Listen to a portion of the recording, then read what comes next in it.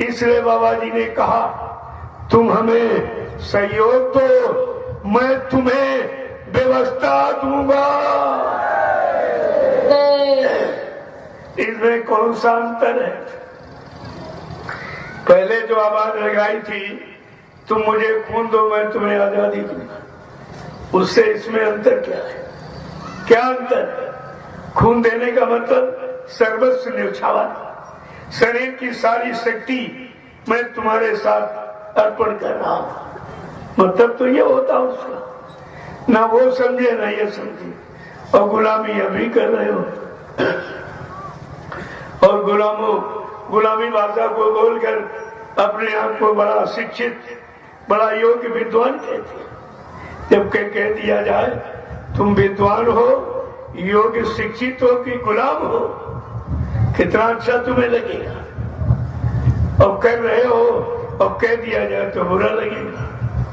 तुम तो कर ही वही रहे हो, तो कहना तो पड़ेगा ही देख करके।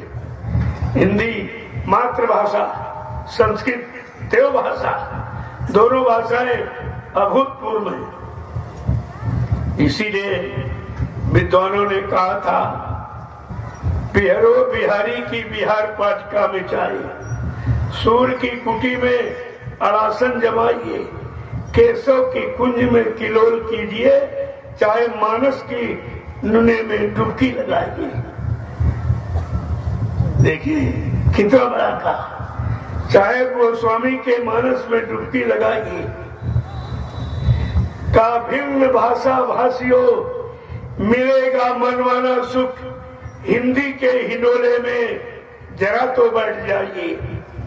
बैठ के देखिए तब आपको पता चलेगा हिंदी हमारी मातृभाषा है। देव और संस्कृत देववाणी है, देवताओं की भाषा।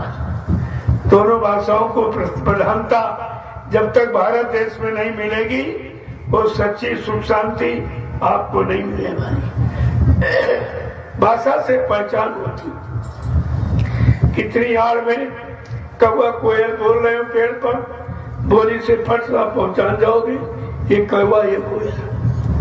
न भी देखने को मिला लेकिन बोली भाषा से पहचान हो गया।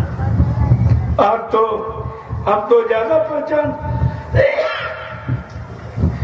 पहचान हम तो इन गुलामों की कर रहे हैं जो आज भी गुण की भाषा की गुलामी कर रहे हैं। अपनी भाषा को छोड़ दिया, अपनी देवलिपि संस्कृत देववाणी उसको भी आप भूल गए, क्योंकि हमारा सारा धर्म देववाणी में है।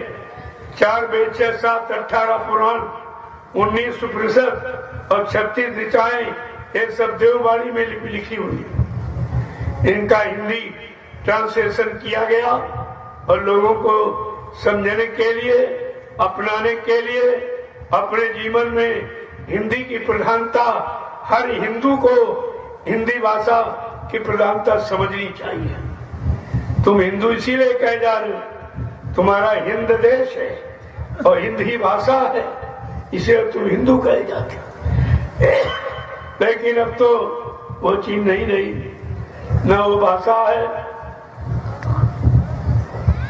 न उस देश की कोई महिमा है। आप किसी से कहो तो कोई अपने आप को हिंदू नहीं कहेगा। अगर आप पूछो तो अपनी उपजाति बताएगा, हम ये हैं वो हैं वो हैं। मुसलमान से पूछो वो कहे नहीं मैं मुसलमान। सिख से पूछो कहेगा हम सिख जातियां उसमें भी, लेकिन वो सिख ही बताएगा।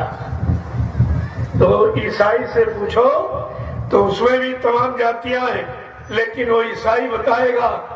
लेकिन हिंदू से पूछो वो हिंदू कभी नहीं कहेगा।